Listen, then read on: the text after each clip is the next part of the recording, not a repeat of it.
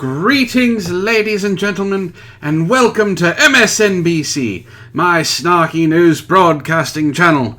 All of the news, none of the pants. My name, of course, is Antoine the Great, and I have been joined by, well, one co-host that's willing and ready, and the other one who is feeling like shit.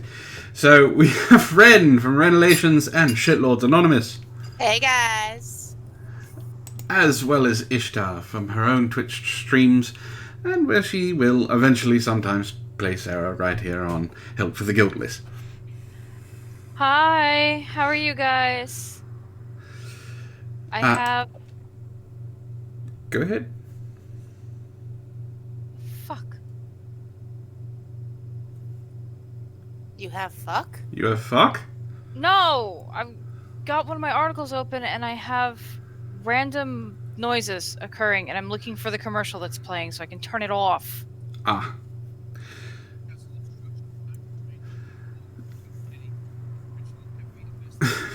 Hold on. No worries. You go ahead and do your thing. I'll. It just started. That's the thing, is I've had these open for a while now.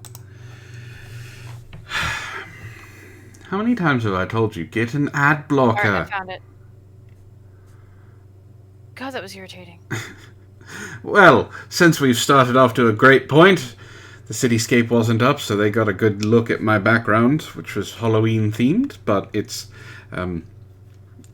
some images are not safe for work. But let's go ahead and say hello to the chat so we can at least get something going right, shall we?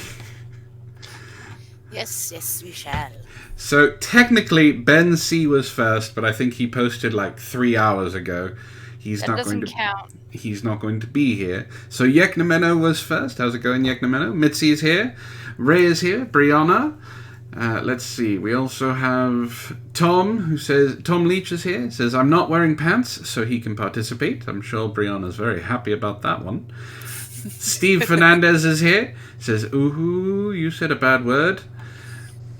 I did say a bad word. I don't have a problem saying a bad word because I don't like it when I have random articles start up.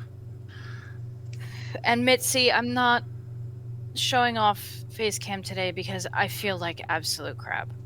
So Wren is our eye candy for tonight. Yes. And Yeknameno has quoted Ishtar as, I have fuck Ishtar 2019. Yes, So. that's about accurate. I am all bundled up with hot tea in a robe with a blanket. See, now the real question is are you wearing anything underneath the robe? Yes, I am, because I am cold. Oh, well, that makes it less fun. And I'm wearing shorts, so that counts as no pants.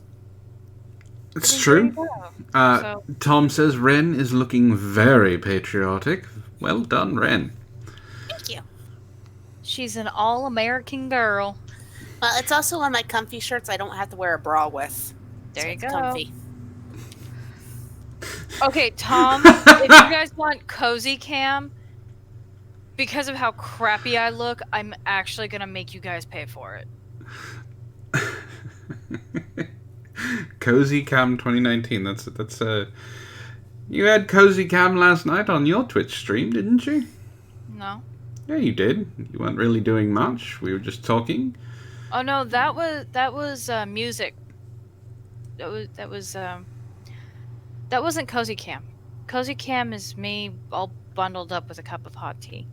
Ah.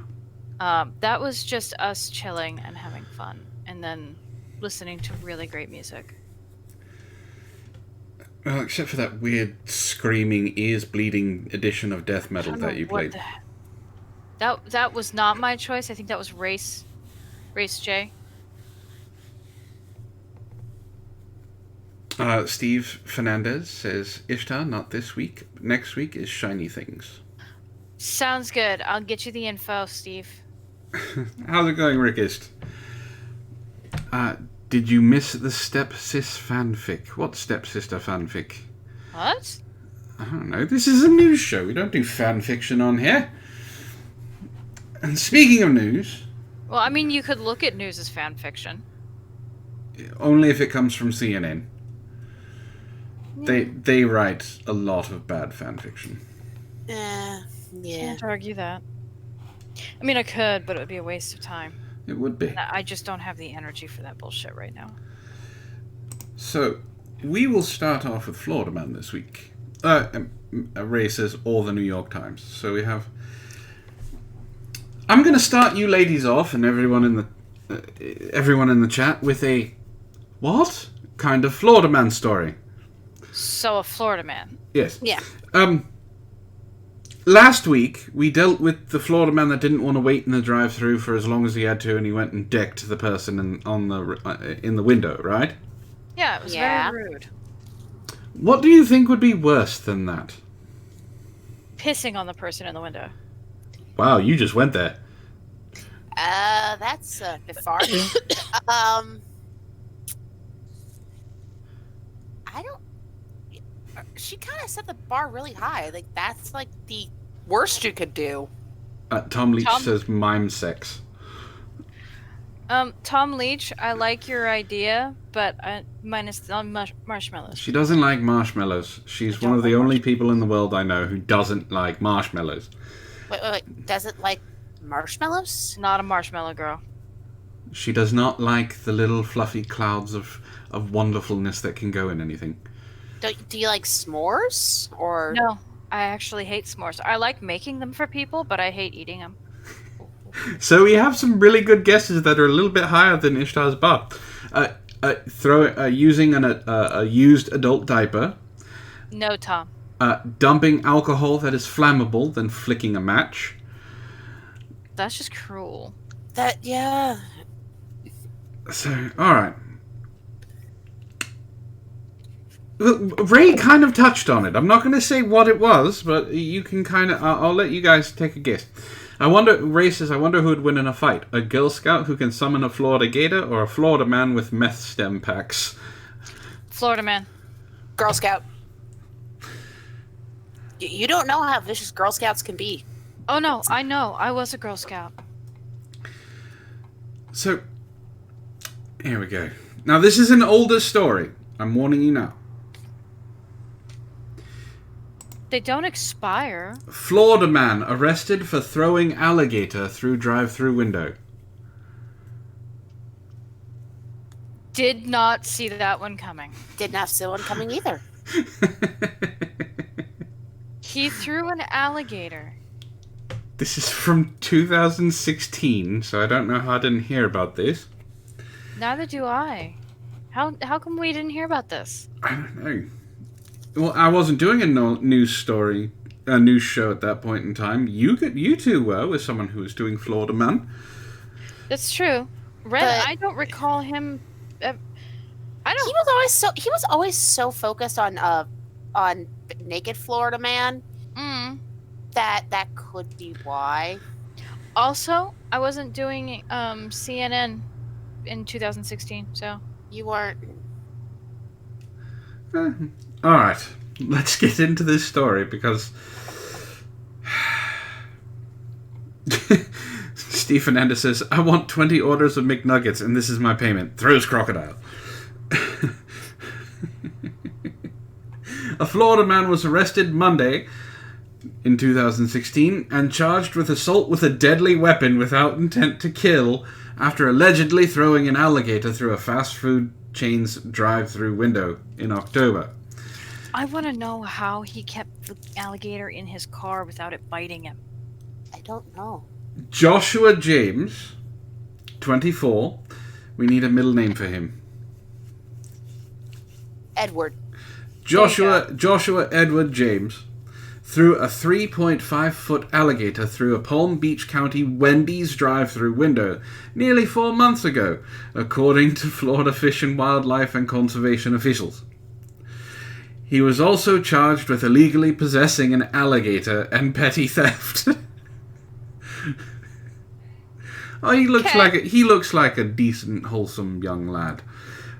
A report that James drove his pickup truck to the window at about 1:20 a.m. October 11th was written by wildlife officer Nicholas Guerin. When an employee handed James his drink, he tossed an alligator through the window and sped off.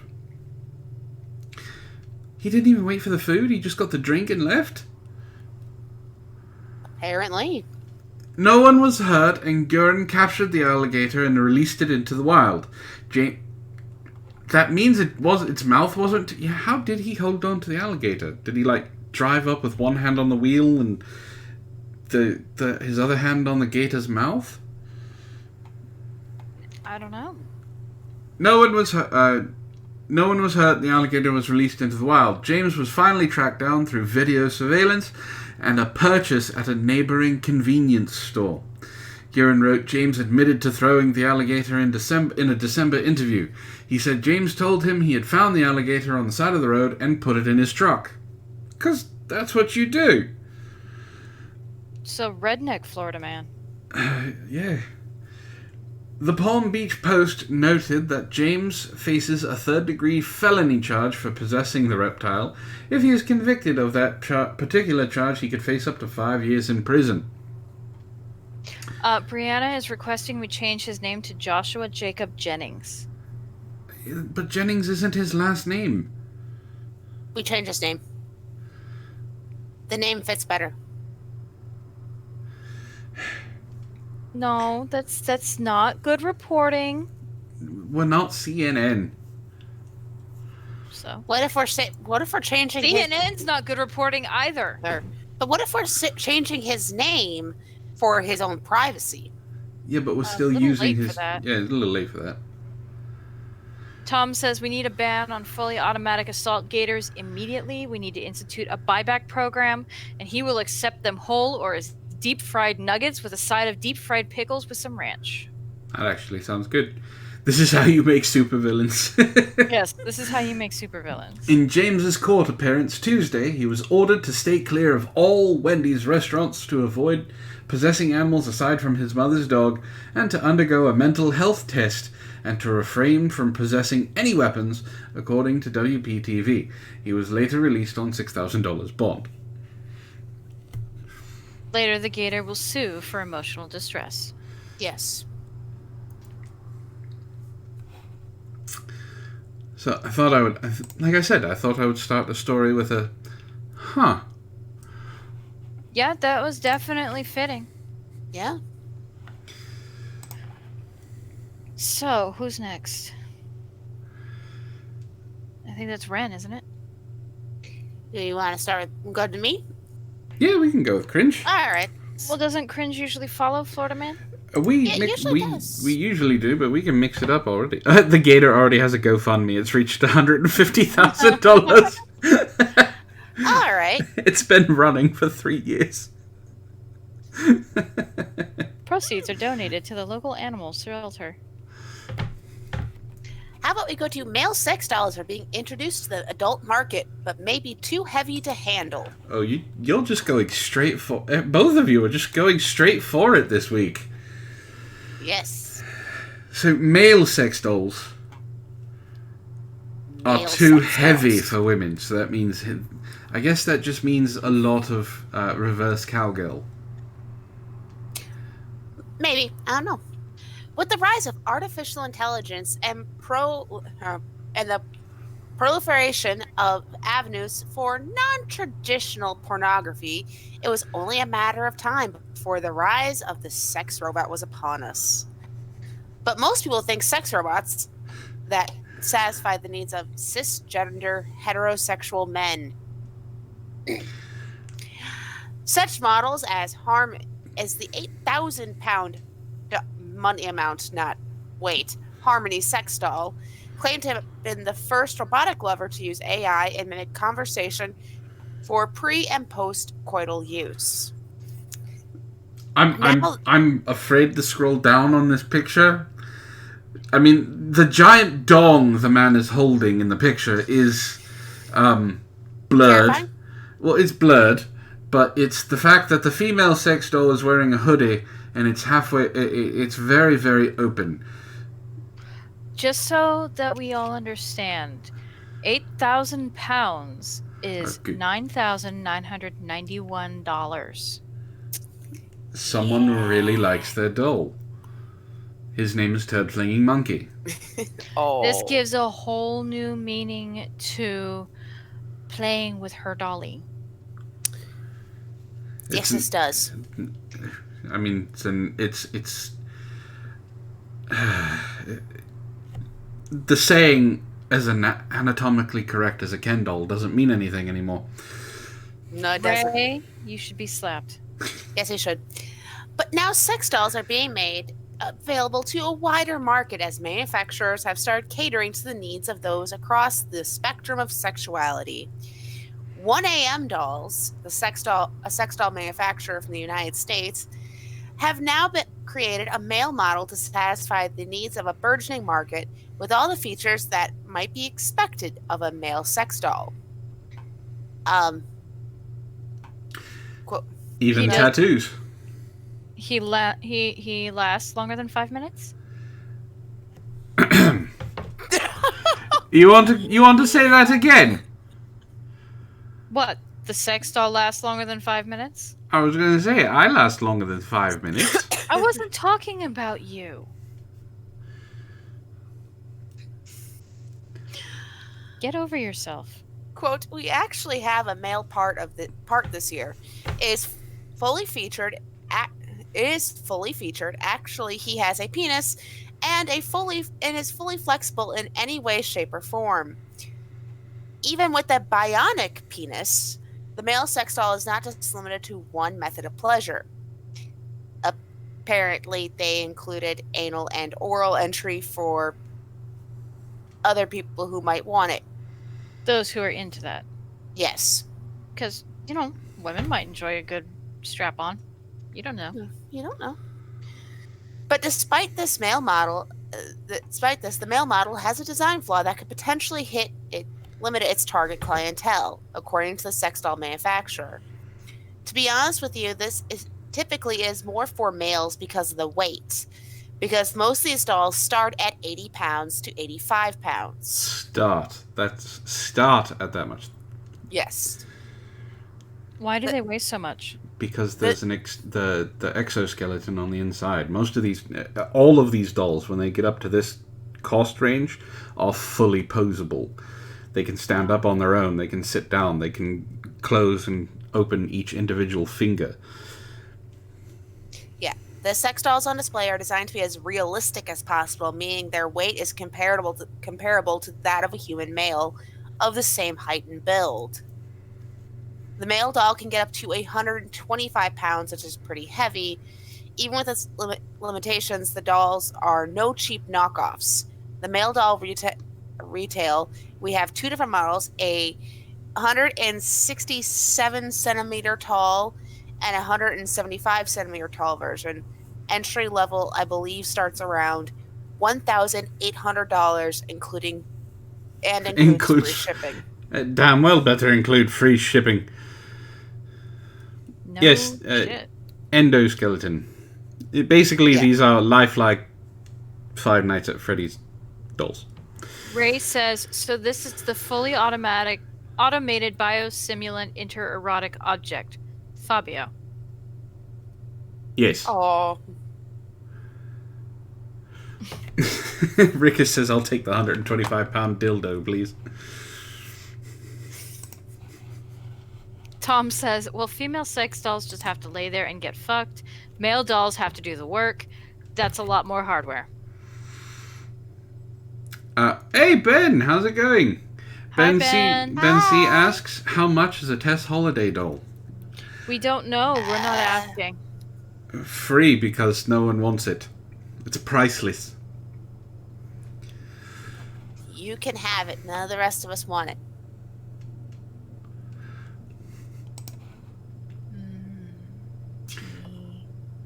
Well, let's go with some science, shall we? You did that right as I was enjoying my tea. Yes, you did. So let's transition from sex dolls to exploding semen. Fire at Australia lab causes 100 containers of cattle semen worth thousands to explode. What? Yep. Yes. A building in Australia that houses a cattle breeding laboratory was destroyed by a fire that wiped out more than 100 cryogenic cylinders filled with valuable bull semen, according to officials. The Yarram Herds Services building, located in the Gippsland region, caught fire around 3 a.m. Tuesday, and it took 10 fire crews 2 hours to contain. So Clever Mick generic name is here. How's it going, Clever? Says, do Hi, we ever Clever. talk? Do we ever talk about anything else but sex dolls? Yeah, exploding bull semen. Yep.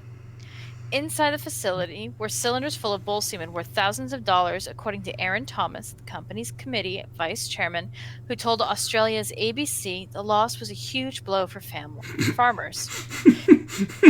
The actual cylinders are worth between $500 and $1,000 per unit, but the semen inside them varies in price, he said.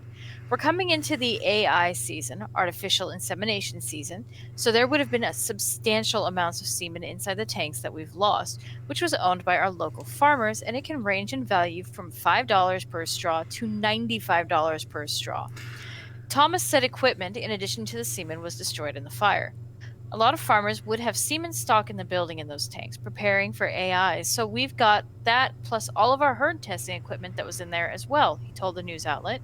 So this is significant damage, and it's going to have a flow-on effect on Yarram, especially after the drought that Yarram district has experienced over the last 12 months. Fire officials said the blaze was challenging for firefighters as the semen inside the cylinders was rapidly expanding, and essentially the lids of the cryogenic cylinders were just popping off the top and projectiles were being thrown from the building. So firefighters went into a defensive mode initially to protect themselves because there were also liquefied petroleum gas cylinders at the neighboring property. And they did a magnificent job. Chris, Loschenkohl, Loeschenkohl,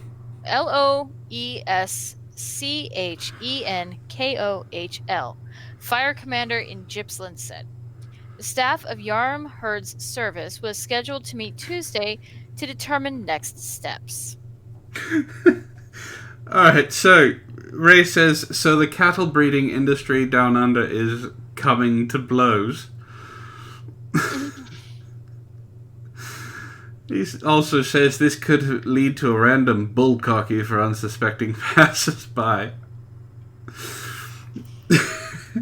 So Clever says, I guess the Australian government will add this to their list of dangerous weapons and ban it. The projectile thing actually broke me. I couldn't stop laughing at it. Yeah, I know. We heard you. And then Yeknomeno says, so much innuendo, so little time. Oh, and then Ben follows it up with, wow, that is one way to spread your seed. Yep. All right, Florida man. What have you got? Apparently a very grumpy co-anchor. I'm not grumpy. The hell you aren't? I'm not.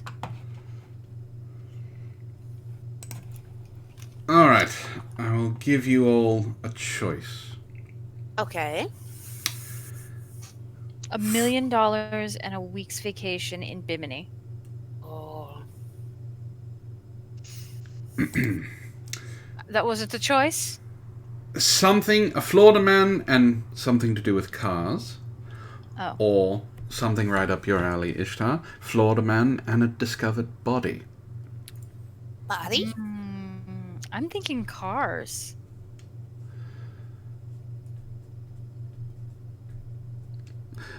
Clever says, hopefully that doesn't inspire some creepy incel to set off a jizz bomb. Oh. Ew. It would look like the inside of a porn theater. Ew. Still cleaner than Walmart. Not wrong. Alright, so you said cars? I Sure. said cars, Wren said body, so we're going to have to get the chat to decide. Well, Rickist said cars, Steve says body. So we're still at a tie. So, yeah, we need one more person to make a decision, please. Ben C. I'm picking you randomly out of the chat. Pick one. Body or cars? He was too busy saying that's one way to paint the neighborhood white.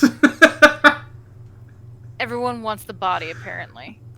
I'm seeing more for body than I am for cars. Yeah, it's all about the body. Alright. It's always all about the body. Women know this. Well, you'll eventually get both, Ben. It was just which one we're going to read at the present time. So, Florida man's body discovered by accident 22 years later using images from space. You know, I almost picked this one because it could be considered a science article. I got it from Science Alert, so I'm kind of raining Surprised on... that she didn't pick it. Yeah, a little bit. In late July 1997, William Earl Moult left a nightclub and was never seen again. Until last month, that is. After 22 years on missing persons list, his last resting place was finally spotted from space. Dun dun dun! Don't forget your jazz hands. I did the jazz hands, you just can't see it. Okay, good. Just making sure. By random chance, somebody noticed the vehicle Moult was driving the night he disappeared. A white 1994 Saturn sedan submerged in a murky pond behind a house in a gated community called the Grand Isle in Wellington, Florida. For over 20 years, the car had remained completely hidden at eye level, sitting below the pond surface. But the overhead perspective from satellites in orbit clearly revealed the vehicle, even if you couldn't see it from the ground. It wasn't until last month, though, that an ex-resident of the area spotted the submerged Saturn via a search on Google Maps and alerted the house's current owner, Barry Fay. At first, he didn't believe the news, according to the South Florida Sun-Sentinel. "Where?" Fay told his neighbor. "There's no car behind my house." At that point, Fay had lived on the property for 14 months, but he'd never spotted a vehicle hidden just a few meters into the pond. When he checked at home that day, even after being shown the Google Maps image, he still couldn't see it. But when authorities came to investigate the possible missing vehicle, they found Moult's long-lost sedan with skeletal remains inside it. Upon arrival, deputies confirmed that there was a vehicle in the pond. The vehicle's exterior was heavily calcified and was obviously in the water for a significant amount of time. I'm guessing about 22 years. The gators enjoyed their dinner. They're just getting back, for the assault gator attacks. They don't like being banned. Yeah, that makes sense. I mean, revenge for gator kind and all that. Yeah. How's it going, Ali? Upon removing the vehicle's skeleton remains were found inside. About a fortnight later... Well, look at science. What the hell? Just science... What? Science... Look at Science Alert, getting all fancy. About a fortnight later, the remains were positively identified as those of William Moult. Fay had guessed the vehicle would be just some junked-up old car, he told the Palm Beach Post. Never did I believe there would be a 22-year-old dead body. While nobody can be sure how Moult's vehicle ended up in the lake, he was seen drinking on the night he disappeared, leaving a nightclub at 11 p.m. Gee, I wonder how he found his way into the lake. He had called his girlfriend at about 9:30 p.m. to say he would be coming home soon, but he never showed. That's because he was sleeping underwater. It's not something humans are actually able to do, but... Don't do that, people. Sleep in your beds. Or other people's beds, but don't sleep underwater. Unless you have something that allows you to, you have a roof over your head or something and you're not drowning.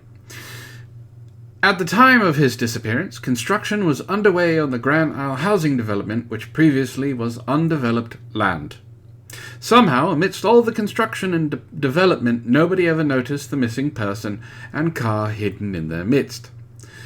Google Earth's history features reveal the car in images dating back to at least 2017, but before that the images are a bit too low-res and murky to make out anything definitive.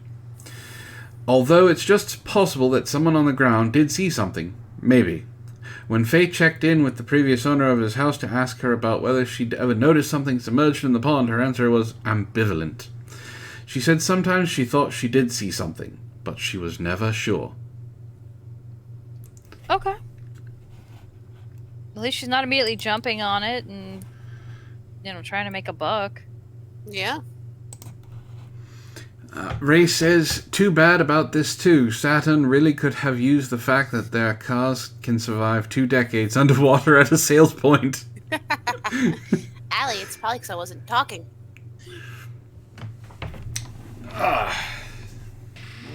She wants you to talk more because she likes looking at you. Ah. I'll talk Wren more. is designated eye candy tonight. I am, and since we've already had Florida Man, I found a new one for my next article. Because Poof Twan is adorable. Oh no. Why do you do this to me, Wren? It's from Teen Vogue. God damn it! Because Poof Twan is adorable. She's No! Oh no, not even just that title alone. Son of a bitch. I'm so glad I have a cup of tea for this. God. Menstrual blood magic. 3 spells for your period. Hold on, let me pull it. Do any of them make it stop? I don't know. Let's check it out. Well, there is this old-fashioned way to make it stop. Yes, but that's only temporary. And then there's a small human that comes after. And then you're stuck with it for 18 years. Longer, depending. In this installment of Practical Magic, Lisa Stardust explains menstrual magic. There should be a trigger warning on the picture that is for this fucking article. Allie? Ew! Allie would like Wren very much to do some jumping jacks. Pay $20. We would all like Wren to do jumping jacks. That might cost some money. The shiller in the chat can figure that one out. Yeah, Lisa starts. And how to use your periods to connect with yourself. Always remember that magic is for believers, but this column can also simply serve as a guide for getting in touch with yourself, magically or not. Wren? Yes? We were talking before the show, and I told you I've been suffering from insomnia. Are you trying to make me not be able to sleep at all? You said cringe. It's not like I can tire him out right now, because I'm not feeling good. I know. But he does know my job is cringe. That's true. I can't be happy animal stories all the time. She has a point. I have to do cringe. Otherwise, the audience will get bored. As I recall, you did assign her cringe. Yeah. So $20 from Allie. So you said 20. Really your fault. So here's your 20. Bounce, Wren. Yes, Bounce for us. Hold on, let me... I will give you guys bouncy. Here. It actually looks like you're almost wearing no pants, but that's, you know... You have to click on her so she stays I have. stays up. Okay. She's being presented. Short shorts. Okay. Bounce.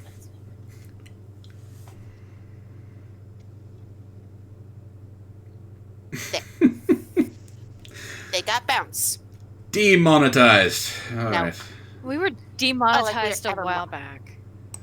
Like we're ever monetized. Even though it's completely natural, modern society has stigmatized menstruation. We've all seen how the stigma is spread, from tampon commercials showing women discreetly discussing their periods to the way we hide our own menstruation when it's our time of the month. Rather than play into this patriarchal shame, witches and other masters of magic believe menstruation is a gift from nature. Men... Okay, alright, hold on. I've grown up with women my entire life. Periods do not bother me. I've been married. Periods really don't bother me. I was in the delivery room for both of my children. I've seen things that usually turn men gay. It possibly does help that I'm already halfway there. But the stigmatization of menstruation isn't from the men. It is from advertising companies and women being embarrassed about, because they don't feel, you guys don't feel good when it's that time of the month. You don't want to talk about it openly. You don't want to kick open a door and be like, "Look, bitches, I got my period this month," and throw a bleeding tampon at someone. It's not something. No. I was going to say. Want you to throw. Go ahead. I was going to say what? You've done that already? Oh no! I have demanded chocolate be thrown at me and had a chocolate bar thrown at me from halfway across the room. Like, here, stop yelling. Yeah, so it's not it's the beauty companies and the advertising companies for these commercials. Yes, male comedians joke about not dealing well with women during that time of the month. Well, unfortunately, women don't like it either.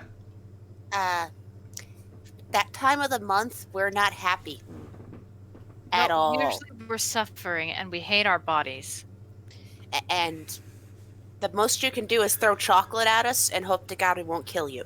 The thing is, though, the sad thing is I have actually dealt with guys who act like it is the most disgusting thing in history. They act like little kids doing the ew, ew, ew dance if it comes up. It's like, really? The only guys I've come across who did that, to be fair, I was kind of on his side because, without going into too much detail, a girl didn't disclose what had started.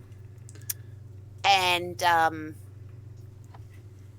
they had some fun, and he didn't know what the hell when he was covered in blood somewhere. He turned on the light and it looked like a murder scene. Pretty much. And he went, "What the hell?" and got a little grossed out because that's understandable. Now, yeah, that's reasonable. There is a psychological reason that people are adverse to periods. Mm-hmm. Blood. We're not used to seeing it that out in the open. And usually outside of our bodies. And outside of our bodies. So when you see it outside of the body, the mind automatically thinks, "Oh God, something's wrong." So you're adverse to it. I've been with women who have light flows. I've been with women who have heavy flows. It doesn't bother me. I'm not the typical guy that, I get a call, "Can you pick me pads up from the store?" No, it's embarrassing. I don't fucking care. Look, I have a girlfriend. She's on her period. Do you want to fight her and not have it? No, shut up. You can go ahead and judge yourself. It's all about feeling embarrassed. That's why women don't openly talk about this shit. They don't go out and... There's no circles. It's... When you... This is an example, so don't take it the wrong way, Wren. When you do that, you don't go to Ishtar and say openly in front of everyone, do you have a menstrual pad? I forgot mine at home." Hell no. Because I usually don't scream it across the room, but every now and again I've gone up to a woman and I haven't whispered like I was conducting a conspiracy, but I have, kept my voice down going, "Do you have a pad? I'm out." Yeah. I hate this shit. Yes. Continuing on. In witchcraft, one's menstrual cycle is considered to be an extremely powerful time, particularly when it lines up with a full moon, though it should be noted that scientifically speaking, the moon does not influence when you get your period. Our menstrual cycles can connect our bodies to the universe, which is the intent of magic. So in a way, it's true. Periods are magic. No, they're not. Here are some ways to use menstrual blood to create your own magic. Do you want to know how I know they're not magical, Wren? How are they not magical? Because some crazy bitch took her menstrual cup filled with a red liquid and threw it at congressmen. She hit one of the congressmen directly in the back of the head with it. And it spritzed over 5 others. She was arrested. Yeah. Do you want to know also why it's not magical? Why? Because it's a biohazard. Yes, but let's learn how we can turn it into magic. First is owning our power. Ugh. Brie Luna, owner and creative and director of The Hood Witch, says menstruation is about empowerment. A lot of people have been taught to be ashamed of their bodies by society, and getting their periods is part of that. But by changing our perspective, we can create a new dialogue and learn to appreciate our monthly flow, Bree says. It marks a time for I a time. appreciate that my monthly flow makes me really hard to live with. And I appreciate Antoine Yes. for putting up with it. Marked perfect for gentle implementation, self-care into rituals, and symbolizes personal transformation and growth. Protection from unwanted negativity. Menstrual blood can be used in spells to ward off evil. Mostly because evil is terrified of women during that time too, because we get scary. Well, okay, hold on. We're dealing with people who believe that demons are real, right? Mhm. We're dealing with people who think magic is a thing. Yes. How is it that blood is going to protect you from the demons when they're trying to possess you when you're doing your magical spells? Because of the fact that they live in hell, which is supposed to be hellfire, brimstone, torture of humans all over the goddamn place. They bathe in blood. I would think it would draw them to you like a goddamn shark. Yeah, except for the fact that women on their period tend to be kind of terrifying on their own. Maybe even demons are scared of it. Like, I'm gonna be back in about a few days. Have fun with that. It would still be more of a mating ritual because they're used to the violence. They'd be like, "Yeah, you're one of the good humans. We want you to be this way." Maybe. Continuing on, if used properly, Blue June, dear God, the names for these people, hosts of Mystic Witch podcast suggest creating a witch bottle to repel negative vibes from others. Collect any pieces of broken glass, tacks, nails, screws, or anything else you've been collecting from your journey that could injure you in a mason jar with your menstrual blood or a used tampon. Well advised. Seal it tight and bury it near your home for protection from others. Do you want to see a visceral reaction? Everyone who's listening to this kind of just went, "Oh God, that's disgusting." My first thought was, oh my God, the amount of bugs that's going to draw. Cleaning up our lives. Tarot reader, color magic practitioner, and curator Sarah Potter Guaranteed that's not her real last name. recommends using the potency of menstrual blood to simplify our lives when cutting the cord from someone or something just won't fix a problem. This means using it to banish anyone who's causing us pain. Collect your menstrual blood, add a few drops to a cup of water. Use it as ink to write a list of people or situations you wish to release from your life. When your list is complete, set it on fire and picture all the negativity leaving your energetic field, Potter said. Afterwards, take a cleansing bath or shower. Again, picture the negative energy being whisked away from you and washing down the drain. Tom Leach says, "If you keep a jar in your house with a used tampon, I will stay far the fuck away from your house.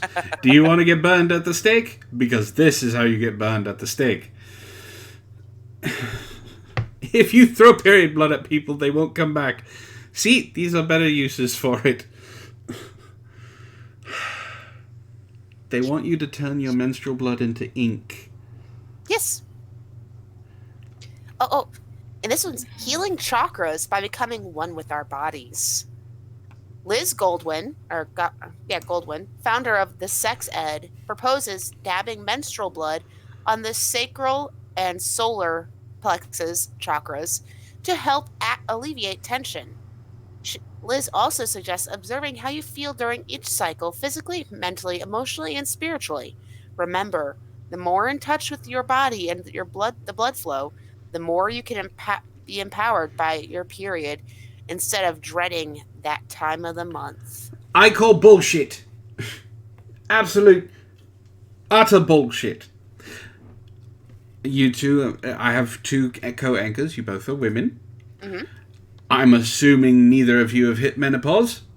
Nope. Okay, Not that I'm aware of. so I'm going to ask you this. Your sacral chakra, I believe, is your third eye, so that's your forehead. And your solar plexus is over your heart. Do you want to dab your own menstrual blood on your forehead and your chest? No. I'd rather not.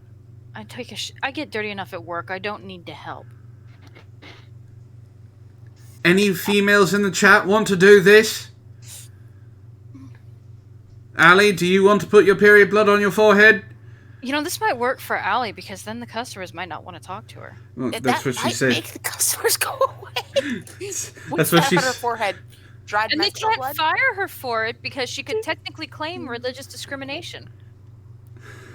It's a sacred right for my religion. God damn, we can't fire her for it. Yeah. Did she... Do people actually believe this shit? Yes. Yes. Our country is doomed. The next generation is going to kill us all. Yeah. Final paragraph. As we said before, the ultimate intent of magic is to be more in touch with our bodies and their connections to this world. So whether or not you believe in magic or want to use your menstrual blood for spells, simply freeing yourself from menstrual stigma can be a form of magic in itself. I do want to know how you get in touch with yourself. Here's a real easy way, and this is good advice for even men. Mm-hmm. If you want to know how to get in touch with yourself, first take some time to yourself. Let yourself explore your body. I know that there's a joke there of getting in touch with yourself, but that's part of it. The other part of it is being comfortable with who you are. Realizing that you are human just like everyone else. Except for me, of course. Yeah, you're kind of zeros and ones. So you do that, and you realize that the people around you go through the same shit you do. There's a children's book that is supposed to help you potty train. Everybody poops. Everybody poops.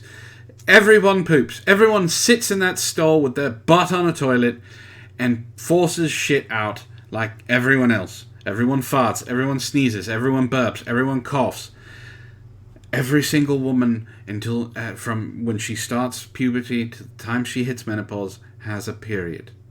It's about not caring what the other people think.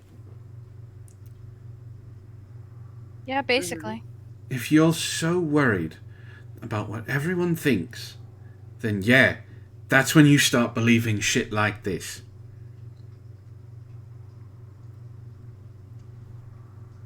It's that simple. Nice job on the poofed one, Wren.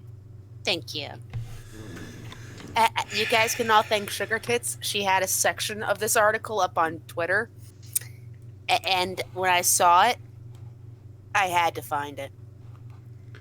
Yeah, we'll have to send her a message and say, hey, there you go. I wish there was a comment section for this. I'd like to see what some of the comments are. I walk around with a dab of period blood on my forehead, and it seems to push everyone away from me. I don't understand why. Can you help me, Team Vogue? Yeah, wash your shit. Why does no one like me? I wonder why. Because you're creepy? I have nothing against people who believe in this stuff. I really don't. If you want to dance naked under the full moon and that satisfies your urge, I will respect this. If that's how you find your religion and your inner peace, good for you. But as stated before, blood is a biohazard. You should absolutely respect that fact when you're in public. Ray says, women who dab their flow juice, I bet smell faintly of fish. Probably. And Benzie says, if there is a red dab on the middle of her forehead, does that mean you are here? Do you think that is a you are here indicator? No. Okay, not a problem. That was to James Luck. Yeah. Sorry. Tom says, Dear Dabbed in Detroit, don't worry, the only people you're pushing away are evil people who are seeking to destroy you. Keep wearing that blood and you'll attract only good energy.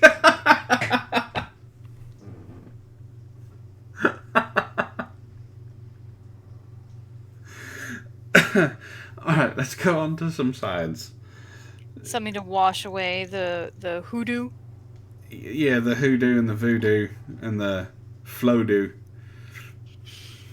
Alright.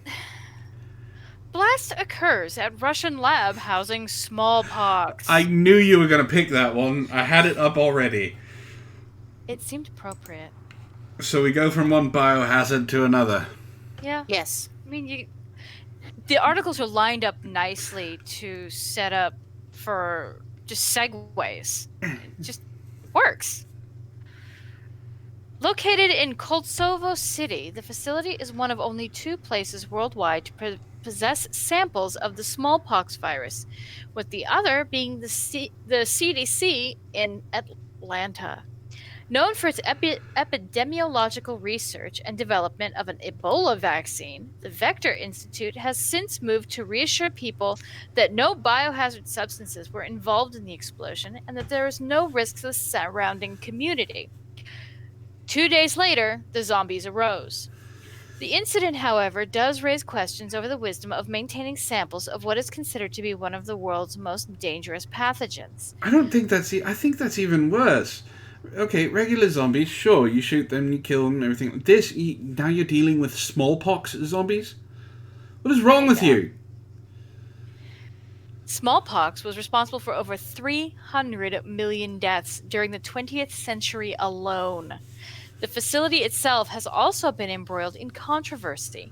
Back in the 1990s, a high-ranking Soviet official who defected to the United States claimed that the smallpox samples had been moved there for the purpose of conducting research into biological weapons. Given how deadly the virus can be, many have called for the samples to be destroyed. It remains, however, to be seen what will ultimately become of them. Alright, I have to do this for Ray. It's okay.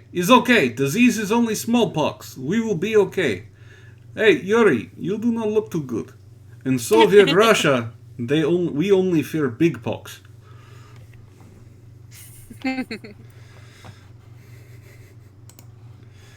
Thank you, Corvus. You can go do whatever you do. Bye, Corvus. Bye. Corvus is sexy. He keeps asking me when he gets to reprise his role as Christian Grey. No. Is that the only reason you don't want me to read it? Is because Corvus is doing Christian Grey's... Yes, you're gonna ruin that character for me! Find a different voice. It's already been established. Find a different voice. It's already been established. I don't care. Find a different voice. I can't do a different voice. Why not? He said so. Like I say, it's already been established. Be Irish. Everybody thinks Irish is sexy. No one thinks Irish is sexy. Certain more Irish reason. is sexy. Yeah, certain Irish is sexy. All the more reason. Because Christian Grey is not sexy either. Well, do you want to talk about something else that's definitely not sexy? Sure. Florida man vandalizes 20 cars, then falls asleep on a nearby beach. One more time? A Florida man vandalizes 20 cars, then falls asleep on a nearby beach. I mean, you get exhausted after you start breaking cars and busting up cars. Yeah.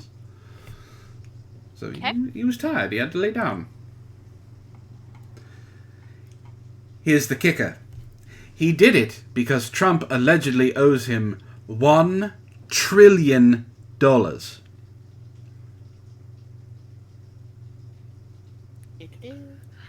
Okay. Let's hear the logic. I don't know if that's actually in this article, but how's it going, Ghost Dog? Our most recent report about a Florida man was a rather cute one, parking his smart vehicle inside his kitchen. We talked about that last week. To shield it from the hurricane. This time, however, the story is devastating. A homeless man from Florida was reported to have smashed several cars in a parking lot. 20 to be exact, according to a post by the Okaloosa County Sheriff's Office on Facebook. The incident happened on Okaloosa Island. They need to come up with some better names for these people, for these Yes. towns and shit.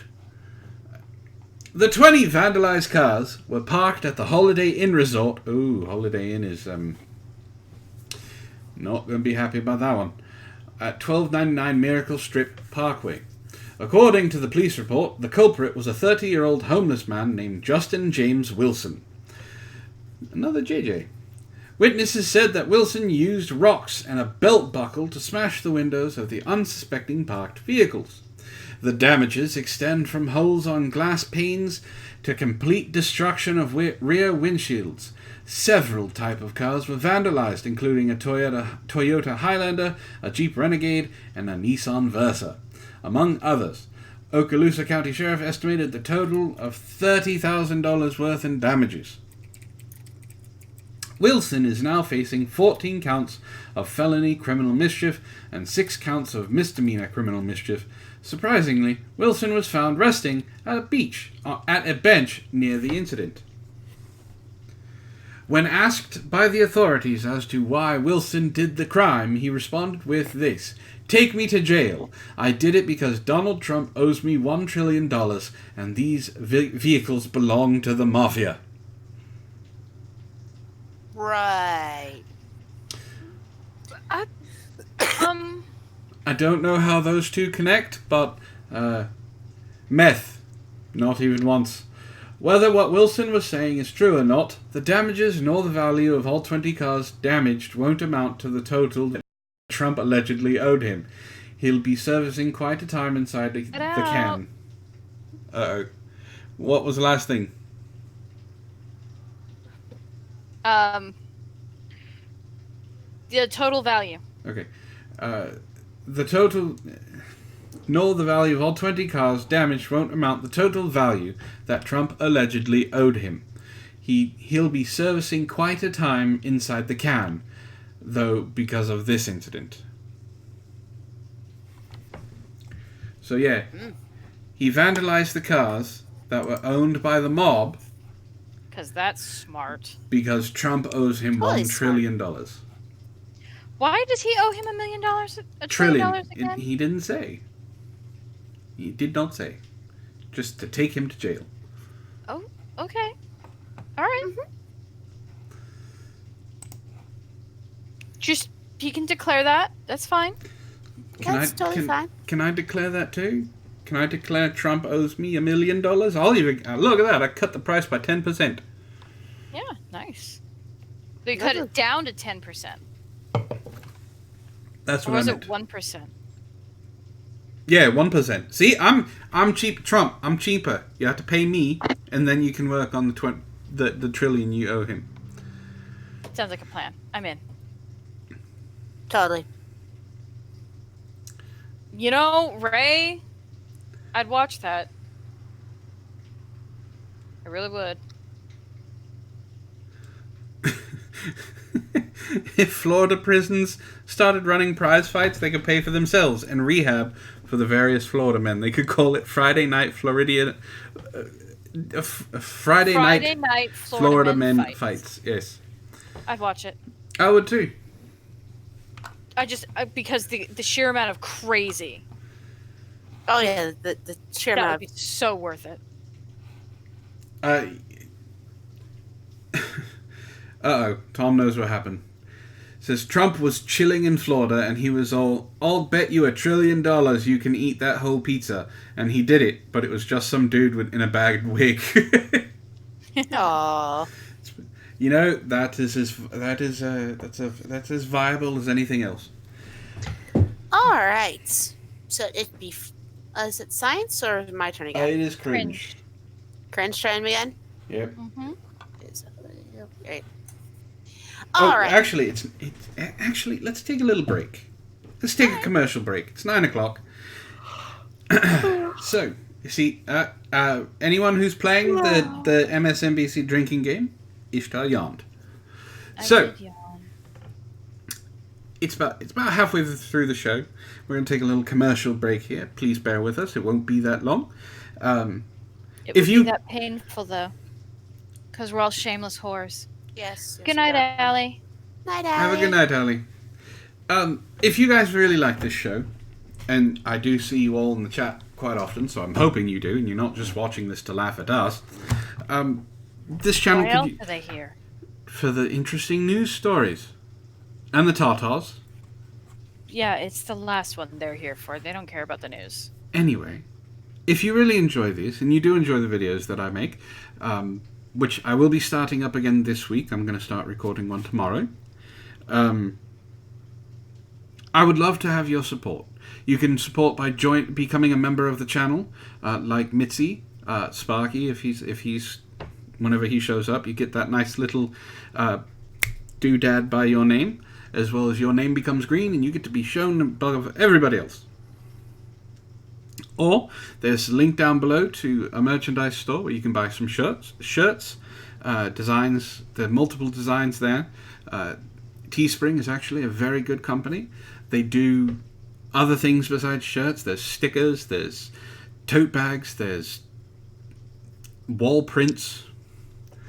Anything They're a like decent company, yeah. anything like that would definitely help. Or if you'd like, you can become a patron, which the link is down below. There's some reward tiers where you can be part of the Discord, be part of the patron-only hangout, and things like that. But that's my shilling, so that's my commercial right there. I'd appreciate anything you can do. We're going to ship it over to Wren, who has her own things that she needs to tell you all about. Yes. As you guys know, I'm going through home construction right now, so the show will be back up and running in actually about 2 weeks. We actually got a time frame. So in 2 weeks, I should have the show back up to its twice a week schedule. Days and times may vary. If you would like to support my channel, there is a Patreon. There is best way to do is Streamlabs, PayPal, showing up. Those Streamlabs and PayPal are appreciated. And other than that, just be very patient because work schedules are a bitch. And we'll head it on over to Ishtar. Crap. I had this whole thing I was working on in my head where I went into my customer service voice and was gonna do like a commercial thing, and I just forgot it because goldfish memory. I'm a Twitch streamer. You guys know that. I play various games.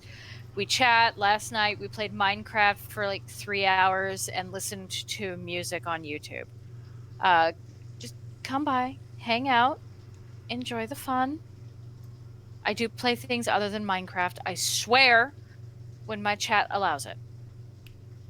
Twitch chat allows it. Yes, because I made the mistake of asking them, do you want me to play Minecraft, Sinking City, or both? They all went for Minecraft. I think one person voted for Sinking City. Nobody voted for both of them. It's because they don't want to look at the horrible fish people.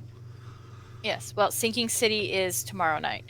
So, twitch.tv/IshtarJMO. I will see you guys there. And just so you know, all of the relevant links to their channels, their Twitters, are down below.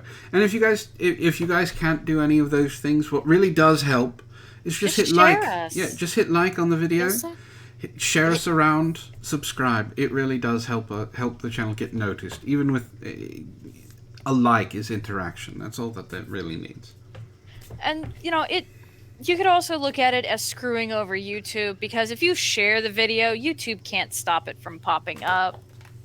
So screw the power. Fight the power. Damn the Be man. revolutionaries.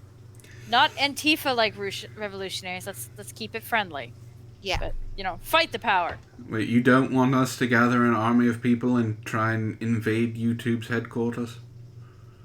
No, that's far too much work. And can you imagine the amount of pizza that would be required? God, that's a lot of pizza. Yeah. I need to unsend some emails. I'll be right back. Let's get to some cringe. Yeah. All right. We will go with I'll be nice this time. I'll be nice. We have a suspected mountain lion that was caught on video that turned out to be a cat named Cookie. Aw, that sounds adorable. See? Happy Ishtar. The only thing that's cuter than naming your animals after, like, food things like Cookie is naming them things like Edward and Bob and that sort of thing, like human names.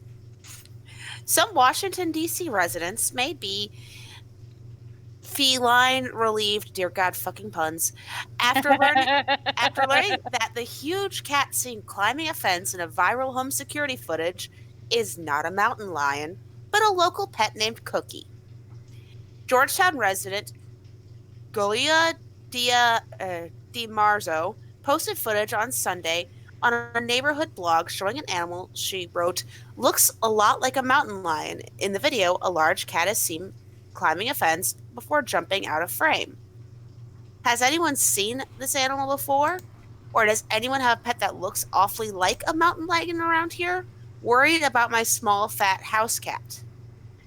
Several local media outlets ran with the story, fueling speculation that the video's star was indeed a cougar. This thing is huge and it has short hair, DeMarzo told NBC4 on Sunday. It's not like any kind of domestic cat I've seen before.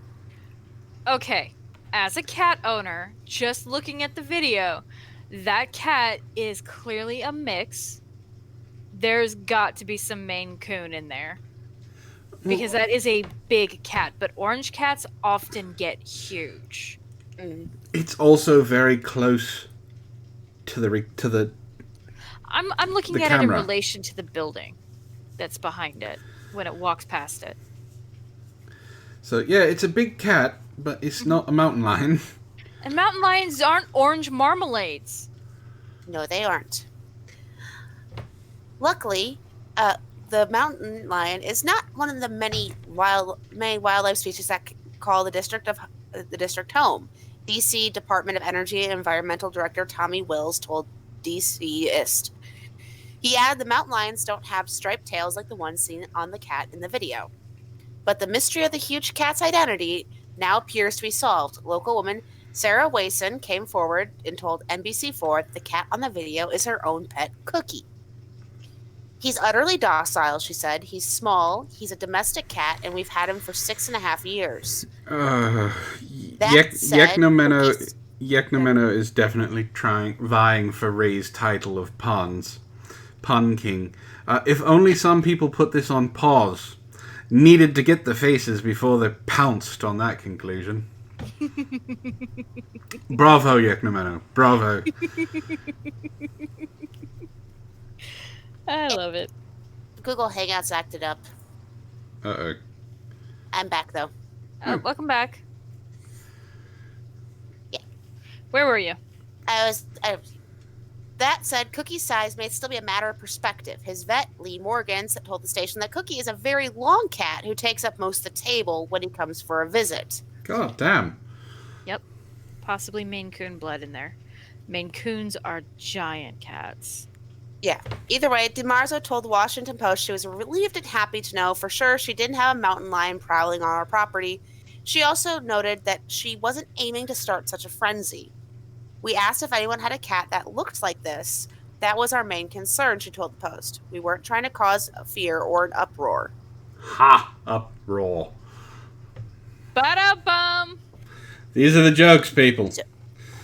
These are the jokes. So, there you go. I bring you a nice story. See? Cat. That is a long-ass cat, though. Oh, yeah. I think a very long... I think he would look at a dog and just go meow, and the dog would be run the other way. No, we're good. Or be confused, like, are you a cat? Cat probably eats other cats. And then looks for a chihuahua for an appetizer. Yaknomeno. Bad. All right, let's go with some science then, shall we? Well, we're about midway through the show. So, hide and squeak. Rats jump for joy while playing a game. Scientists spent weeks playing games with rodents, encouraging them to unleash their inner Basil, the great mouse detective. Hold on, it's not coming up. There we go. You have likely never experienced excitement so pure as when a rat tracks down its target in a game of hide and seek. Scientists in Germany have spent weeks playing games with a group of rodents, taking cover behind obstacles and encouraging them to unleash their inner Basil the Great Mouse Detective. Believe it or not, the rats have proven to be extremely capable at finding the hidden humans, and their successes have seen them literally jumping for joy. The adolescent males were taught to start each game in a closed box, which was opened remotely. From there, they quickly developed various strategies for finding the human players, including revisiting spots they had been during previous rounds. When it came to being sought, the rats were just as clever. They learned to take cover in opaque boxes spread across the room rather than transparent ones. Each victory was greeted with positive social interaction rather any food treats, and the rats still got a real kick out of it, from leaping into the air to letting out ultrasonic giggles that signify happiness. Konstantin Hartmann from the Humboldt University of Berlin co-wrote the study for the journal Science and said the results showed just how intelligent rats could be. He told AFP, when you work a lot with rats over the years, you see how intelligent these animals are and how social, but it was still very surprising to us to see how well they did. The creatures enjoyed playing so much that they often did not want the fun to end, sometimes scurrying away to hide at a new location and repeating it several times to indicate they wanted to continue. Dr. Hartman said it showed the rodents enjoyed playing for the sake of play itself, but also addressed any potential ethical concerns over the study. Microwires were attached to the heads of each rat during the game to record their brain activity, allowing them to identify how individual neurons responded to specific events. He said it could be useful for a future study on how brain development is affected if playtime is restricted during adolescence, both for animals and potentially for humans. He added, I think being aware of the cognitive abilities of an animal is really important. This type of research will also help other scientists to see in rats more than what you usually see when you just get the rat and use it for standard experiments, when you're not aware of what these animals can do. So, Yaknomeno, from the last story, said, Big cat plus camera lens equals mountain Mew Mew scare. And then Ray added, I have a mental image of a rat with a headset shouting over TeamSpeak. Just like I did to your mom last night, noob. That's cool. The rats actually enjoyed playing and they wanted to play more. Yeah, it was adorable. That is it. See, that's a heartwarming story. Now, these are just normal rats. They're not like the New York sewer rats that look like they could eat people, right? No, from the pictures, they look like normal rats, like something you could get in a pet store. And KG had rats when he was a boy, and apparently they were insanely clever and just the sweetest little things. My brother didn't have rats, but he did have hamsters. Now, hamsters come in two different styles. Sweet, innocent, and fuzzy. And then vicious, horrible, and fuzzy.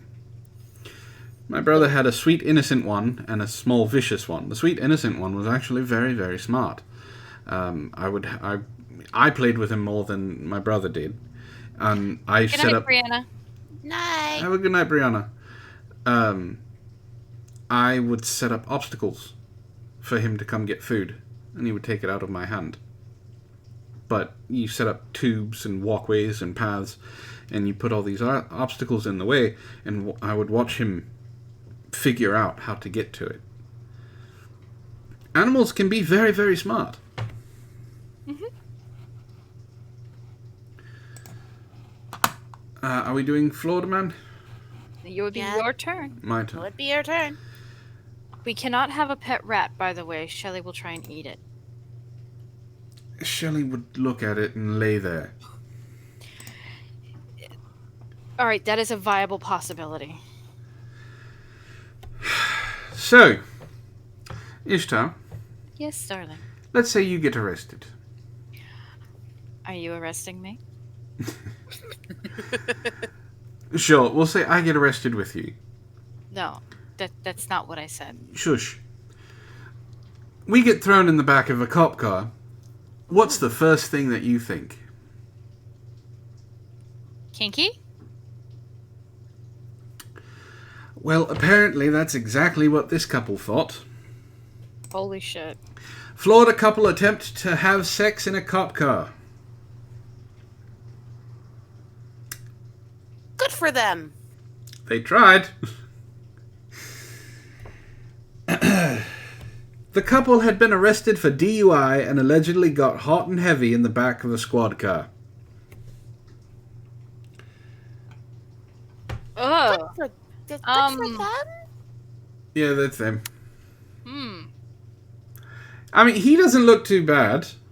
He's got a bloody lip, it looks like. She looks like she got punched in the face a couple of times. Just a couple. Yeah. Poor thing.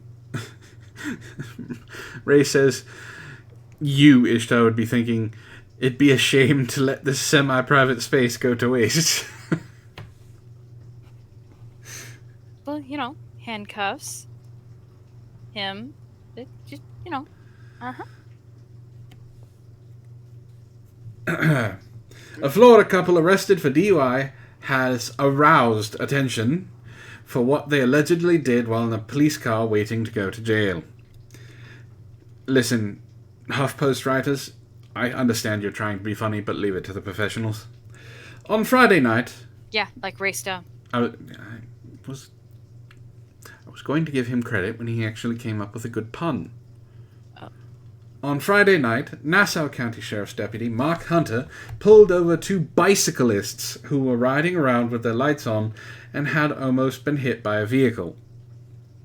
The officer said both suspects, later identified as 35-year-old Megan Mondanaro and 31-year-old Erin Thomas. She's 35. She does not look 35. No, gotta give her that. Smelled of alcohol and had bloodshot, watery eyes and slurred speech. Hunter said that after Thomas failed some field sobriety tests and declined to do others, he was arrested. Mondanaro was also taken into custody after she declined to take the tests. Although both were then handcuffed in the back of Hunter's police car, they apparently didn't let that minor detail stop them from appreciating the romance of the moment. According to the police report obtained by the Smoking Gun, Hunter was outside of the car when both Thomas and Mondanaro took their clothes off and started to have sex. The officer said that when he opened the door to stop them, Thomas was naked and Mondanaro had her pants down where her vaginal area was visible. I also observed her bra was halfway off her breasts, and her breasts were fully visible. After Hunter removed a naked Thomas from the car, he knocked the deputy to the ground and ran away before being arrested at a Cold Stone Creamery, according to Jacksonville. I guess he was really heated up. He needed to cool off. Yeah, there you go. Adding special ingredients to his ice cream. He just went for the chocolate syrup. Be reasonable. All right, I'll give you that. I mean, Mondanaro. he's already got the handcuffs. He's got the back. She's half naked in the back of a cop car. All that's missing is the chocolate syrup and the whipped cream. That's a good point. That is all that's needed. Mm-hmm. Remind me to go shopping later. Mondanaro has been charged with DUI, exposing sex organs, committing an unnatural and mischievous act, and resisting without violence. How is having sex unnatural? Have you seen the kind of prudes that are out there? Yeah, but still, it was... No. It was sex in the missionary position in the back of a car. It was not in a properly consecrated bed as ordained by the church. With the lights out. By themselves. Yeah, but they also not looking at each other. Yeah, but they also didn't have altar boys in the back seat either, so that's not the point. There you you go. Do you see the issue here? Exposing sex organs and DUI. Saying exposing sex organs sounds like she was like... She had pulled it off and was like holding it up. Look what I did. No. It was dirty, so she took it off. Yeah. Montanaro remains behind bars in lieu of a $12,508 bond. Thomas is being held without bail. That's because he ran. Both Thomas and Montanaro have lengthy rap sheets, according to the New York Post. Montanaro recently served 60 days in jail for a parole violation, and Thomas served 46 days behind bars for assaulting a law enforcement officer. These two are real winners. Okay. You know, someone you take home to meet your parents and then wonder why your good silverware is gone.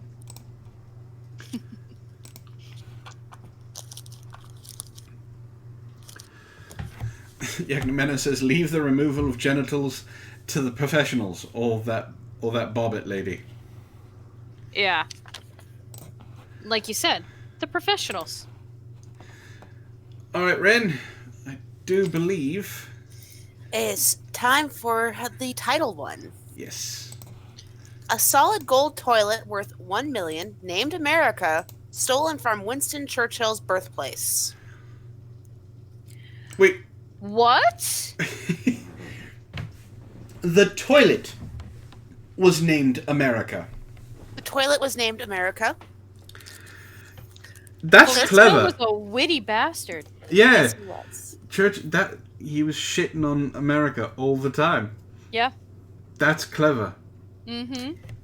Police are on the hunt for a solid gold toilet valued over $1 million that was stolen overnight on Saturday at Blenheim Palace in Oxfordshire, England,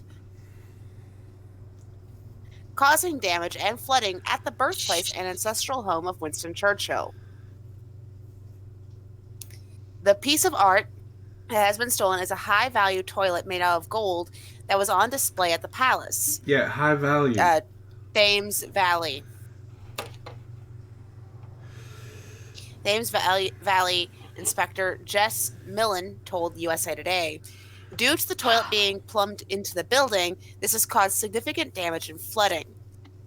Police say a 66-year-old man was arrested in connection with the theft. However, the 18-karat gold toilet, titled America, remains missing. Millen said he believes the thieves used at least 2 vehicles to make off with the golden score. Yeah, because that's not something light. Mm-mm. Like, I understand that, like, porcelain, what we use now, that's not light either. But gold is fucking heavy. It really is. It's very dense. Yes. The artwork has not been recovered at this time, but we are conducting a thorough investigation to find it and bring those responsible to justice, Millen said. The Golden John actually performs its necessary bathroom functions and was part of an exhibit by Italian artist Maurizio Cattelan titled Victory is Not an Option that opened at the Blenheim Palace last Thursday. It has been built in a wooden chamber opposite the room in which Churchill was born. Oh, so it wasn't Churchill who came up with it, it was an Italian guy. It was an Italian guy that did that. Those Well, visiting Blenheim Palace an are normally Italian given... Go ahead. It was an Italian guy who made it. Churchill just called it America. Oh. I thought it was... No, part it's of an art exhibit? It's an art exhibit that was plumbed into his that palace. Yeah. So this was new. So it was not... Churchill gets no credit. No, it's a not political Churchill. commentary piece. It was a political commentary piece. One in which those visiting Blenheim Palace were normally given 3 minutes alone with the toilet to take a test drive. Guardian art critic Jonathan Jones described the experience of using a lavatory as peeing on porcelain. The toilet was on display at the Guggenheim Museum in New York in 2016 and was scheduled to be open to the public at the Blenheim during the 7 weeks exhibit from September 12th to October 27th. Before this toilet was installed, Edward Spencer Churchill, the founder of the Blenheim Art Foundation, was confident it wouldn't easily be stolen. Firstly, it's plumbed in. Secondly, a potential thief would have no idea who last used the toilet or what they ate, he told the Oh. Times. So no, I don't plan on guarding it. The Bellum Palace announced they would be shut down for the rest of the Saturday, but will reportedly be business as usual on Sunday. The palace remains the main residence of the Duke of Marlborough and was built in the early 1700s. We are saddened by this extraordinary event, but also relieved no one was hurt, Bellum Palace announced on Twitter following the theft. We are grateful to our staff and to the Thames Valley Police for their rapid and brave reactions. We knew there was a huge interest in the Marzo Catalan contemporary art exhibit, and so many set to come and enjoy the installations. And that is the end. Alright, so Ray says, well, not a pun. He was still inspired, so I have to check Twitter. I'll do that. And then Steve says he's a dumb shit for not making sure the shit was safe. Yeah. Speaking of dumb shits, Uh-oh. we all know what's coming up at the end of this week, right? Yeah, it's supposed to be the Area 51 thing. Uh-huh. Well, apparently some people are getting a jump on the festivities. YouTubers arrested for trespassing at Area 51. Hold on. Let me pull it up. 2 Dutch YouTubers have been arrested by police during an ill-fated attempt to reach the secretive base.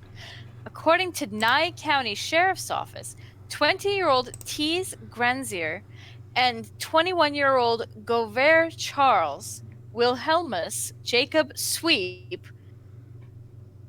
Wait. No, that is one name. Gover Charles Wilhelmus Jacob Sweep. That's quite the name. Damn, dude. His parents hated him. That's impressive.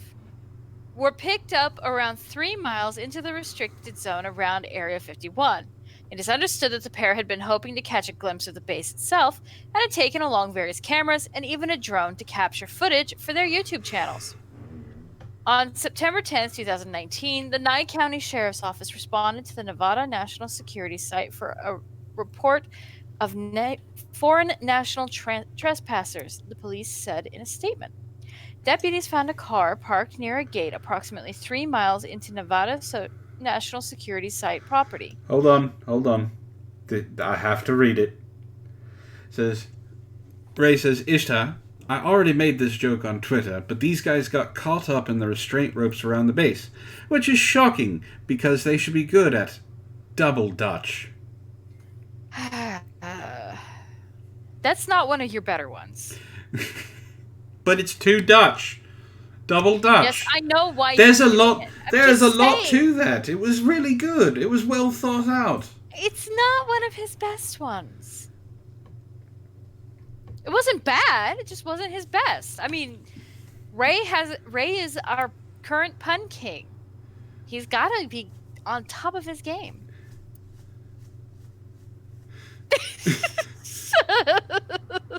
That one was good. That one was better. So that joke just in Holland? Are you kidding me? That's the joke that gets you to laugh. He put effort into the first one. But that... I don't know what makes me laugh. What's wrong with you? Continue reading. Hold on a second. I have to move the cat out of the way. I'm going to make you read that name one more time. Gover Charles Wilhelmus Jacob Sweep. There you go.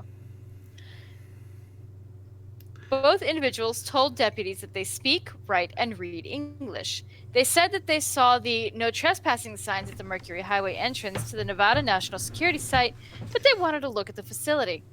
Granzier advised the deputies that he is a YouTuber, and deputies observed several cameras, a phone, a laptop, and a drone inside their vehicle.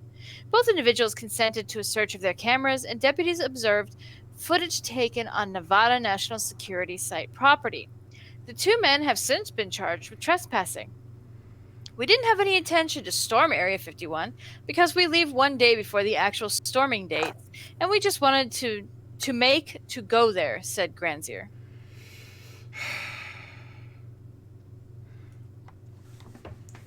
They do understand it's an active military base.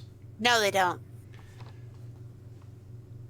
You know what? I honest to God hope that there is a shit ton of people that try and do this Area 51 thing. Because if the military see enough people charging at them, they can declare use of excessive force. Well, there is a real quick follow-up article. All right. Updating Area 51. Well, go ahead and read it. You don't have to send it. Just read it. Okay. This was posted on the 15th of August. So this is a bit back. Storm Area 51 has now become alien stock. A plan to send thousands of people through the gates of Area 51 seems to have turned into a music festival. Originally billed as a tongue-in-cheek effort to determine if there are aliens at the secretive U.S. base, the event titled Storm Area 51, They Can't Stop All of Us, was originally posted on Facebook in July. Things got out of hand, however, when more than 2 million people ultimately signed up for it. The phenomenon spawned several other copycat campaigns around the world and even prompted the U.S. military to warn attendees that it was always ready to protect America and its assets.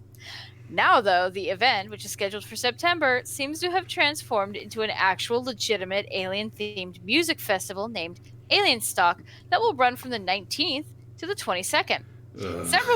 Several big bands have pledged to support the event, including Bud Light, which promises to set up an Area 51-themed bar, and Arby's, which has offered to send a food truck. According to Matty Roberts, the man who started the original campaign, the festival will include live music and other attractions. However, plans to invade the base itself seem to now be on hold. The event is set to be held in the town of Rachel with support from the Little Alien. That is the name. Yes, I know. There are even rumors suggesting that the band Limp Bizkit will perform there. Oh, God. The 90s called. The 90s called. They're still wondering what the fuck happened. The 90s was just a weird time. It was a very weird time. And apparently we're repeating it. Hey, at least it's better than repeating the 80s. The 80s weren't so bad, though. Have you seen 80s fashion? I didn't say anything about fashion. I'm talking about the we're era. not talking fashion. See, this is why I like it. But repeating the 90s, at least repeating 90s fashion, that means that comes back. Well, 90s fashion wasn't that bad. I do have to say one of the posts on that Facebook thing was they can't arrest us all. No, they can't. But as Yeknomeno points out, the military has 1,000 rounds per second to say that they can deal with you all. Ray Stone says, so basically they are doing the flash mob version of not touching you, not touching you. Yes. We're not near you. We're just having a festival near you. Uh-huh. Now, these two Dutch individuals, do you think that they are going to try and plead insanity or anything like that? Probably not. You know, they probably could have gotten away with that if they tried to do what this Florida man did. What's this Florida man do? Well, this Florida man was drunk and tried to use a taco as his ID. Good for him. I'd be convinced. Good for him. Definitely use it as an insanity defense. Let's read, shall we? Ground beef is not a valid form of identification. We all know this. Not in Martin County, not in Los Angeles, not anywhere. A Florida man learned this the hard way when he handed a taco to police officers who asked for his ID. This was after he had passed out in his car while sitting in the drive-thru lane of a Taco Bell, and his engine caught fire. Ow. In the wee hours of October 1st, after downing several beers, I need a middle name for Matthew Faulkner. Matthew Franco. There you go. Matthew Franco Faulkner. Yep. Rolls off the tongue, doesn't it? made a 4th meal run to a Jensen Beach Taco Bell while sitting in his Chevy pickup. He placed his order, received his taco, and promptly passed out. What happens next is Buster Keaton meets cops. Let's see. Yaknameno says Senior Black Beans is a fine, upstanding member of the community. And Tom says, sure, but what about marinated chicken? Surely I can be identified by my marinated chicken. Sure. And then Ray asks a very important question. What do you think he used as proof of insurance? Ooh, I wonder. Well, that would be his Mountain Dew.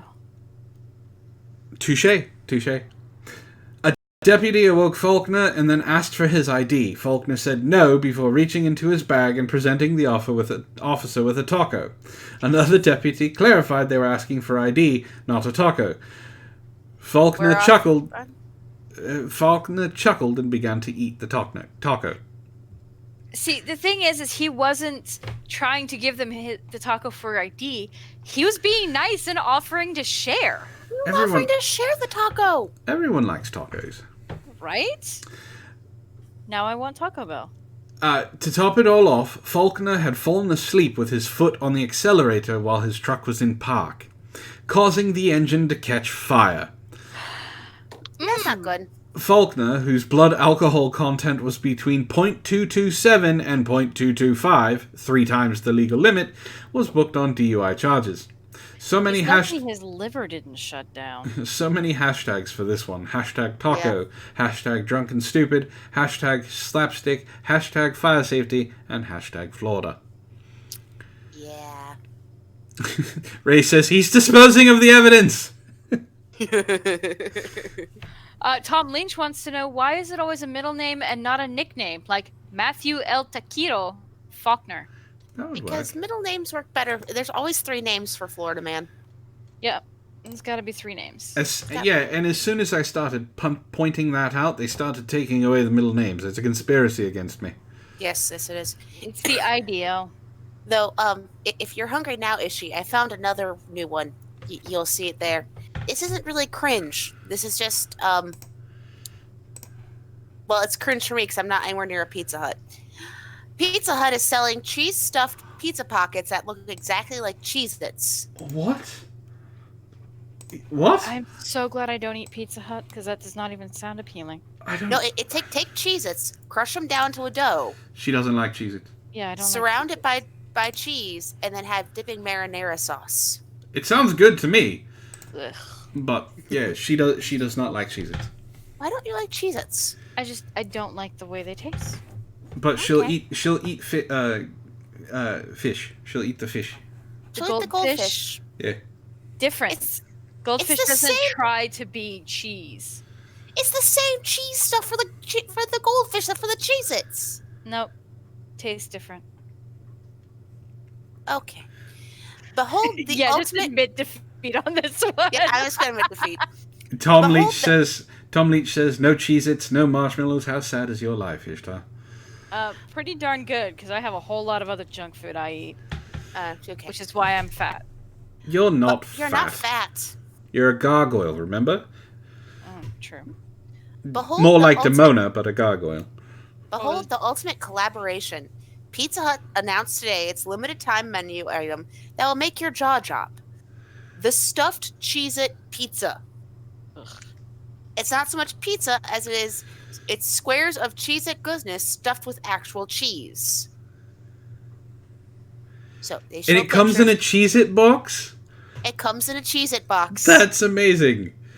Okay, that's clever. Delish editors were able to taste the new menu item ahead of the launch, and let me tell you, the taste matches up too. The squares are made with specially formulated pizza dough, baked with the same cheesy dust used in Cheez-Its. You can order them with cheese or with cheese and pepperoni inside, and when you rip into them, you have generous amount of cheese inside, and it comes just pizza dipping thing. Like, I want to be near a Pizza Hut now for the Cheez-It pizza. I'm gonna have to order these. I want to try it. It is available. If you want to try the squares yourself, you can order the Cheez-It stuffed pizza at Pizza Hut locations nationwide, for $6.49, starting September 24th. That's not bad. Starting September 24th, the bites will be added to the Pizza Hut's $5 and up lineup and will cost $6 when you buy 2 or more items from that menu. That's not bad. That's not a bad price, and you get 4 of them. Mm-hmm. And you can get them stuff with pepperoni inside too.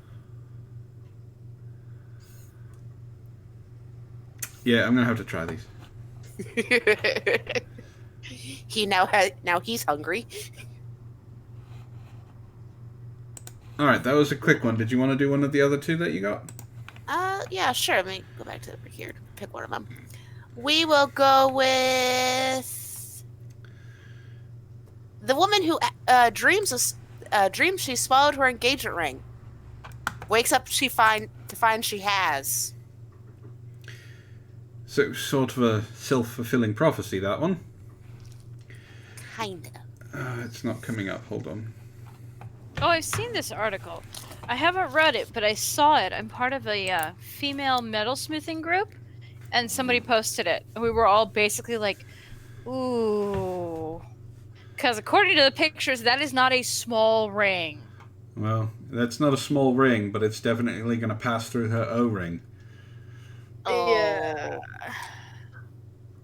Jenna Evans was on a high-speed train when she had a dream in which some bad guys were getting on, and the best way to protect her 2.4 carat diamond ring was to gulp it down.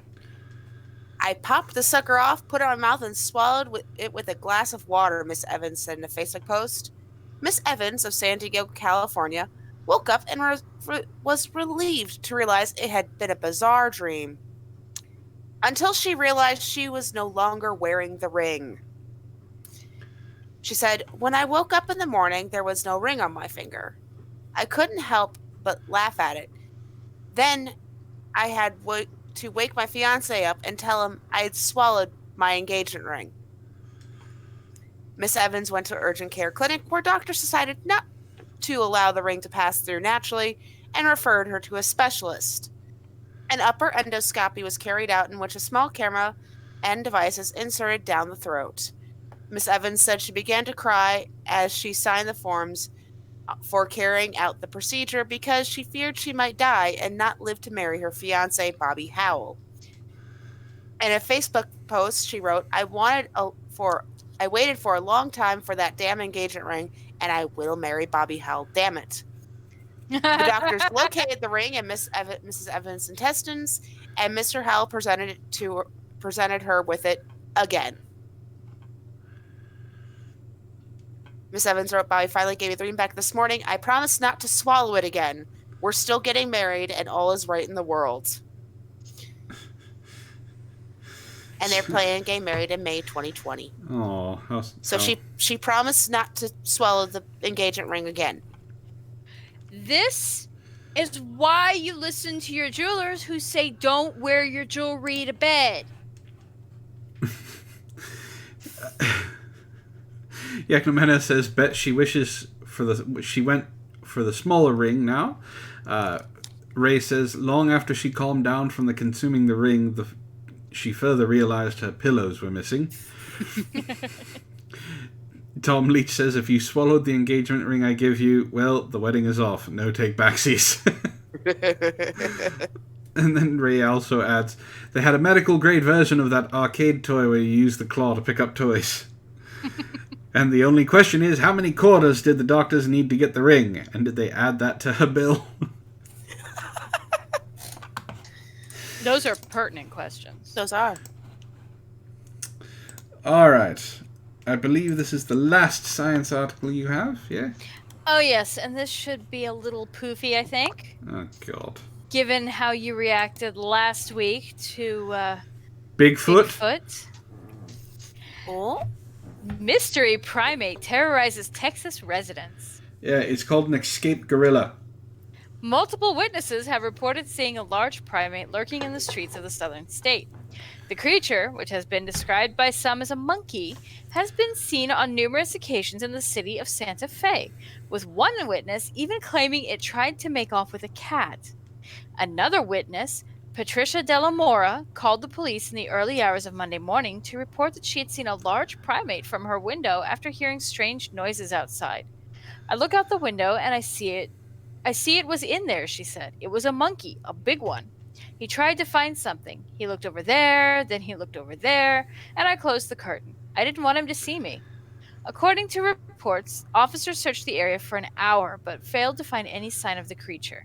However, the very next day, they received another report from somebody else living nearby.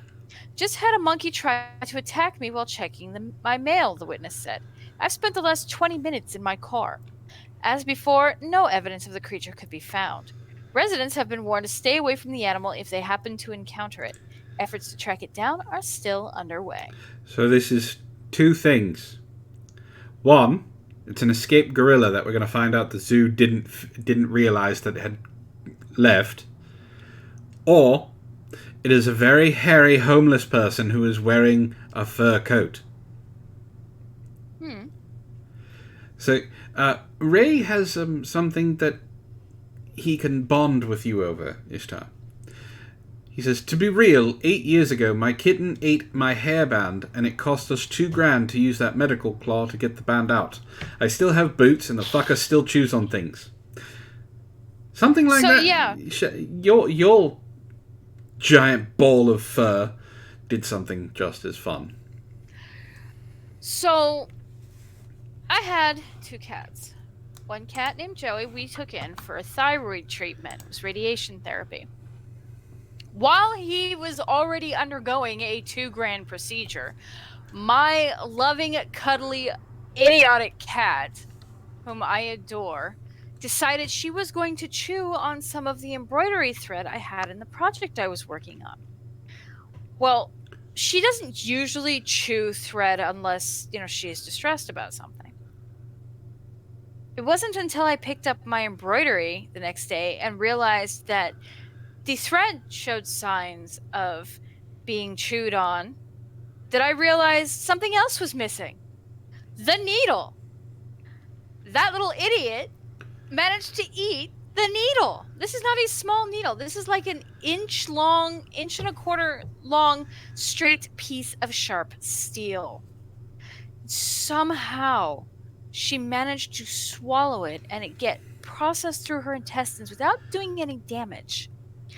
We rush her to the vet. They did x-rays and go, oh yeah, it's in there. And it is not in a position where it's going to continue passing through her intestines without puncturing something. $3,000 later. She's okay. And thriving. And actually okay with you touching her belly now. She also weighs 100 pounds. She doesn't weigh 100 pounds. She weighs like 10. 100. You only say that because she's got very small paws, which feels like needles when she's stepping on your groin. Yes! Yeah. Both kitties were fine, though Jojo has since passed away. But not from that reason. But Shelly is fine. She doesn't eat thread anymore. No, just everything else. Oh yeah, if you've got food, she is your best friend. I actually got the needle back.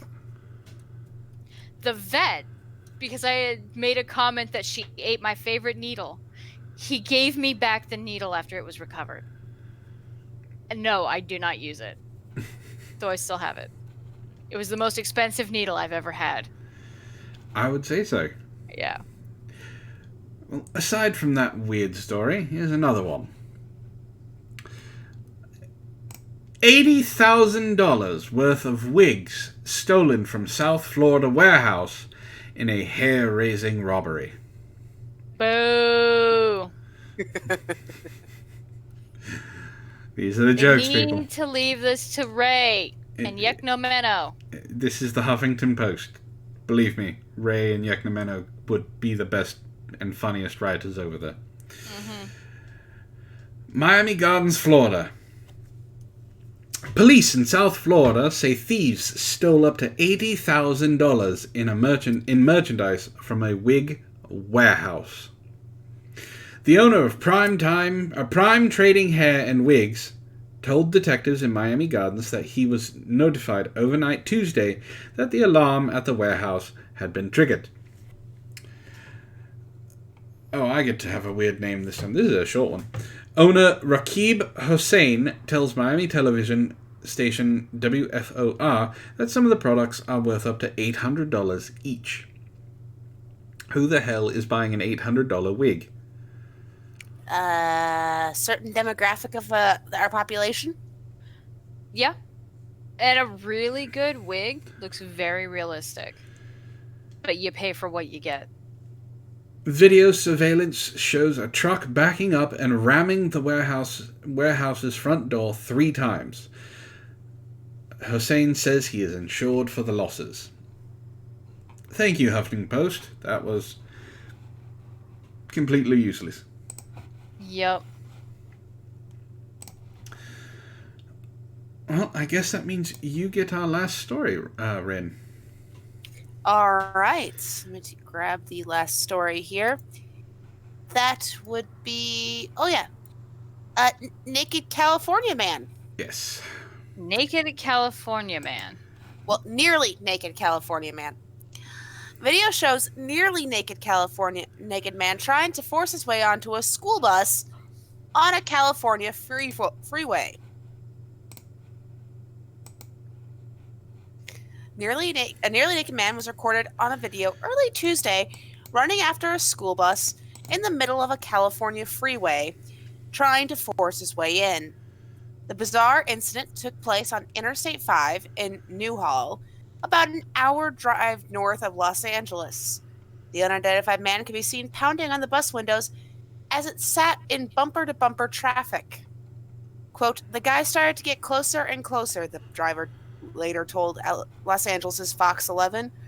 "I have no idea why he approached us. Everything was locked because we were driving. We never opened the door." The bus had just dropped students off at school and was carrying the other drivers heading back to the bus yard, according to the station. The freeway was briefly shut down while authorities detained the suspect. Shortly before the freeway incident, the suspect was captured on surveillance videos breaking into the Newhall Church of the Nazarene. The church's pastor, Josh Johnson, told Fox 11 the suspect was out of his mind and yelling. He said the suspect vandalized church property before fleeing the scene and running onto the interstate. The suspect is charged with 1 count of felony vandalism. He reportedly has past convictions for attempted carjacking. Well, I think we found them. Tom Leach says, "Look, I couldn't find my pants and I was late for school. I was having that nightmare."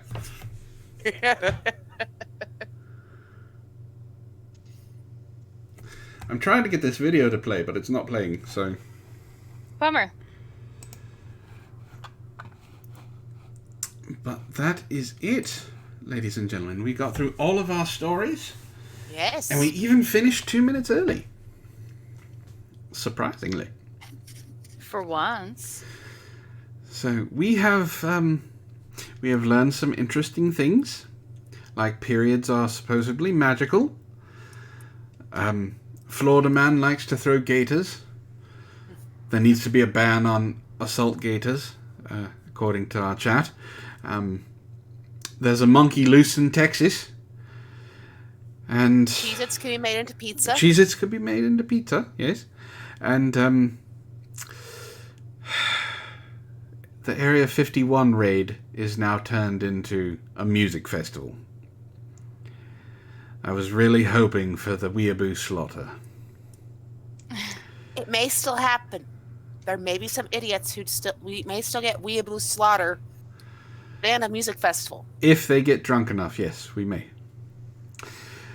So, it has been an interesting week, folks.